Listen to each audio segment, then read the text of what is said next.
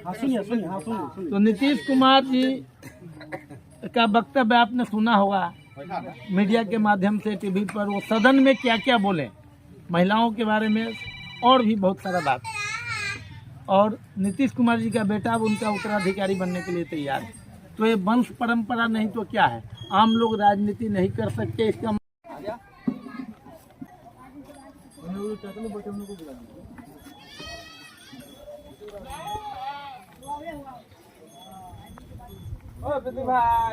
बुलाओ ना।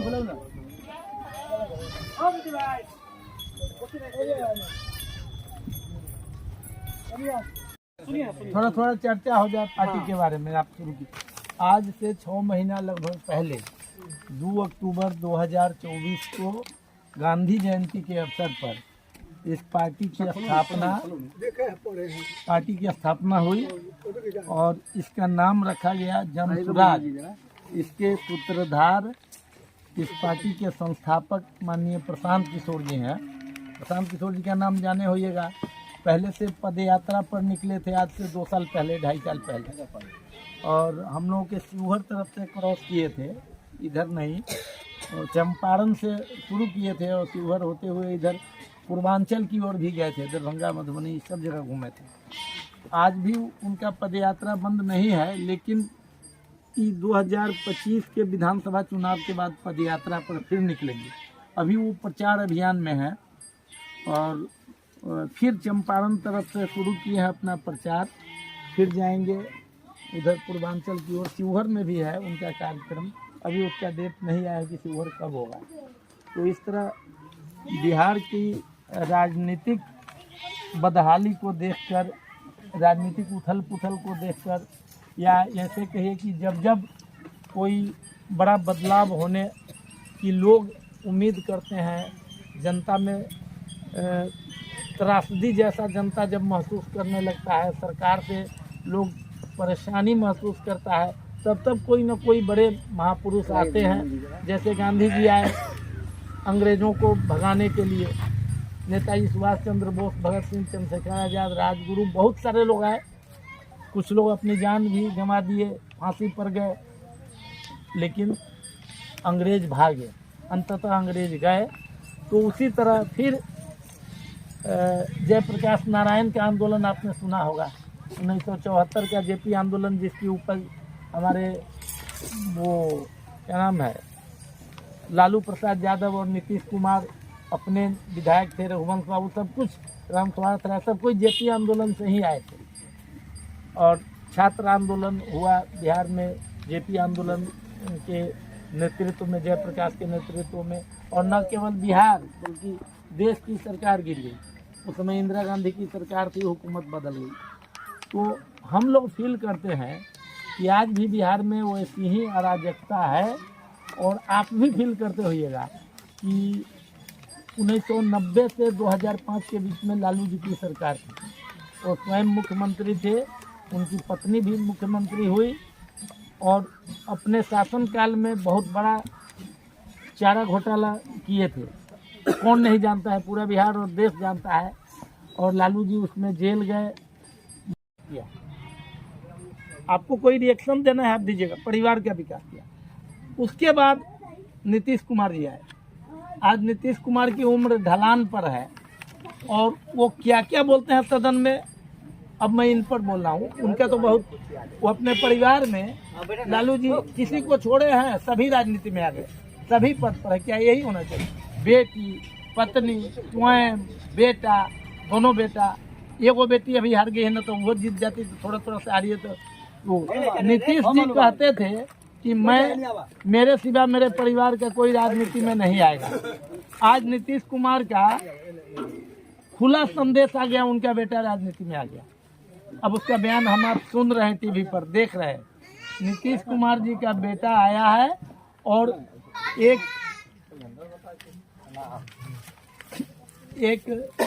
संदेश भी आ गया कि नीतीश जी के बाद, थोड़ा ध्यान दीजिएगा, प्रचार में घूम रहे हैं।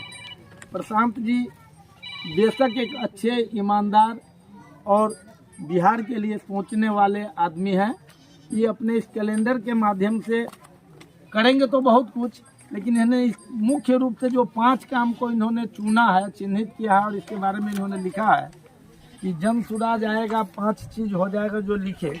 उसमें सबसे पहला है युवाओं का पलायन बंद। मतलब हमारे लोग जो बाहर जाते हैं काम करने, प्रशांत जी बराबर बोलते हैं कि बिहार तब विकसित राज्य माना जाएगा जब बिहारी लोग बाहर ना जाके गुजरात से, पंजाब से, हरियाणा से, महाराष्ट्र से, बंगाल से, वहाँ के लोग मेरे राज्य में किस दिन आएगा काम करने। जब आएगा तब हम समझेंगे कि हाँ अब बिहार विकास करेगा। ये बात सही भी है, हमारे यहाँ तो बाहरी नहीं आता है, हम लोग बाहर जाते हैं। तो इनका कहना है कि हम बहुत झूठा वादा नहीं करेंगे, 10 से 15 हज़ार का रोजी रोजगार हम बिहार में उपलब्ध कराएंगे, ताकि उतना कम से कम कुछ लोगों का पलायन बंद हो, वो अपने बाल बच्चों के साथ यही रहे, बाहर मत जाए। दूसरा इन्होंने कहा कि जो हमारे समाज में बुजुर्ग लोग 400 पेंशन पाते हैं, वृद्धावस्था पेंशन, उसको इन्होंने कहा कि मैं 2000 करूँगा, पेंशन की राशि 2000 में करूँगा, मेरी सरकार आई तब। तीसरा उन्होंने महिलाओं के लिए सुविधा बताया कि जीविका के माध्यम से या स्वयं सहायता समूह के माध्यम से महिलाएं लोन लेती हैं, छोटा छोटा रोजगार करती है अपने घरों में, अपने समाज में।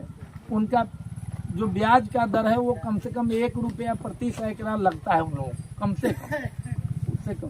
प्रशांत जी बताते हैं कि मेरी सरकार बनी तो महिलाओं को हम 4 रुपया प्रति सैकड़ा वार्षिक ब्याज पर ऋण उपलब्ध करेंगे। मतलब 100 का 4 रुपया 1 बरस में, 1 महीना में 1 रुपया से हुआ 12 रुपया वर्ष में। ये 4 रुपया बोल रहे हैं कि हम प्रति वर्ष 4% पर उपलब्ध कराएंगे। और बच्चों के लिए विश्व स्तरीय शिक्षा का इन्होंने कहा है। विश्व स्तरीय शिक्षा का मतलब हमारे बच्चे जो गांव के सरकारी स्कूलों की जो शिक्षा है वो नहीं, मतलब कॉन्वेंटल शिक्षा जो जैसे डीएवी है, सेंट्रल स्कूल है या कोई बड़ा बड़ा पब्लिक स्कूल है, उसमें जो शिक्षा दी जाती है उस तरह की शिक्षा हम 15 साल तक के उम्र वाले बच्चे को मुफ्त में देंगे। और मुफ्त में कहाँ से देंगे? बहुत सारी पार्टियां घोषणा करती हैं, कुछ बाद में वो नहीं दे पाती है, तो ये कहाँ से देंगे उसका भी इन्होंने कह दिया है, अपने मंच से ऐलान किया है कि बिहार में जो शराबबंदी कानून लागू है अभी 2016 से नीतीश जी के द्वारा, वो हम आप ही से पूछना चाहते हैं कि क्या शराबबंदी हो गई बिहार में? शराबबंदी है क्या? अच्छा, उसका कुप्रभाव अब सुनिए, कुप्रभाव सुनिए, उसके घाटा क्या हमारा आपका हो रहा है। हमारी सरकार को 2000 रुपया, 2000 करोड़ प्रति वर्ष टैक्स आता था, तो एक तो सरकारी टैक्स खत्म। अब उसके जगत में हमारा रोज मोटरसाइकिल ही पकड़ रहे हैं, चालान काट रहे हैं, कहीं कुछ कर रहे हैं, कहीं मतलब तरह तरह का टैक्स, ताकि उसकी भरपाई हो जाए। तो 2000 करोड़ मेरा गया। प्रशांत जी बोलते हैं कि मेरी सरकार आएगी तो आज सरकार बनेगी, कल शराबबंदी पर नया कानून लाऊंगा, इसको पहले की तरह कर दूंगा, दुकानें रहेंगी सरकारी, हमको टैक्स चाहिए, और शराब से जो टैक्स आता था उसी पैसे से ही 15 साल के बच्चों का जो मैं मुफ्त कहा हूँ वो बच्चे पढ़ेंगे हमारे टैक्स के पैसे से। चौथे नंबर पर यह है। 5वें नंबर पर है कि किसानों को खेती के लिए बेहतर कमाई खेती से। इसमें इन्होंने विचार करके निकाला है एक रास्ता कि मनरेगा योजना जो हमारे आपके बीच चलता है, रोजगार गारंटी जिसको कहते हैं, उसमें हमारे आपके अनुकूल काम नहीं होता है, बहुत सारा काम है जो फिजूल का है, तो उसका कुछ तो सदुपयोग करें हम, कुछ अच्छा काम उसमें से। तो उन्होंने कहा कि हमारे किसान जो नकदी फसल करते हैं, अब नकदी फसल को परिभाषित करना होगा, उसमें ही बताते हैं कि तेलहन, दलहन, खैनी, मरचा, सब्जी, क्या क्या इस तरह का, जैसे बागवानी, फसल की ईख की खेती, इस टाइप की जितना खेती किसान करेंगे, उस खेती में जितना मजदूर लगेगा वो मजदूर का भुगतान मनरेगा से हम करवाएंगे और किसान को मुफ्त में मजदूरी मिल जाएगा उस खेती के लिए। तो कुछ तो किसानों के लिए ये हुआ। तो ये 5 हुआ। इसमें बेरोजगारों के लिए, बुजुर्गों के पेंशन की व्यवस्था, महिलाओं को सस्ते दर पर ऋण की व्यवस्था, बच्चों के पढ़ाई की व्यवस्था और किसानों के लिए भी राहत की बात। तो ये मुख्य 5 काम। उसके अलावे जो आप हम समाज में देख रहे हैं अन्य जितने काम, जैसे हमारे कार्यालयों में भ्रष्टाचार है, बिना घूस का कुछ नहीं हो रहा है। तो प्रशांत जी कहते हैं कि मेरी सरकार आने पर हम इन चीज़ों पर नियंत्रण करेंगे। और अपने इन्हीं बातों को, चूँकि हमारी पार्टी नई पार्टी है, लोग नहीं जानते हैं, इनका चुनाव चिन्ह भी अभी नहीं आया है, वो आने वाले 2 महीने में मई तक आ जाए ऐसी संभावना है, चुनाव आयोग दे देगा। तो हम अपनी पार्टी का अगर इस तरह आप लोगों में घूम घूम के नहीं प्रचार करेंगे, अरे इन लोगों को जरूर कुछ मिलता है इस पार्टी से, इसलिए घूम रहे हैं। मैं आपको शपथ पूर्वक कहने आया कि रामकृष्ण जी भी हैं इसी पार्टी में, उपाध्यक्ष हैं, शिवहर जिला परिषद के, हमारे पार्टी के महासचिव थे, अब राज्य कमेटी में हैं। हम लोग क्या करते हैं वो ऊपर वाले जानते हैं। आज इतना ही है कि प्रशांत जी की गाड़ी से हम आपके यहाँ तक आए हैं, लेकिन हम पटना जाते हैं, मुजफ्फरपुर जाते हैं, रैलियों में शामिल होते हैं, रोज़ 2 दिन 4 दिन पर शिवहर बुलाया जाता है, सब हम लोग अपने वाहन से जाते हैं। देश के लोग उसमें जो शामिल हुए थे, कुछ गांधी जी उसको कुछ दिए थे थोड़े ही, वो तो उनके नाम पर लोग। आज प्रशांत जी जो पद यात्रा किया उसमें तनका लोग शामिल हुआ, उन्होंने प्रशांत जी उसको कुछ दिए हैं। उसी तरह प्रशांत जी कहते हैं कि भ्रष्टाचार के खिलाफ आंदोलन में जब हम निकलेंगे तो ये न केवल मेरा है, आप सबका है, आप भी कुछ अपना गलाइए, कुछ गमाइए।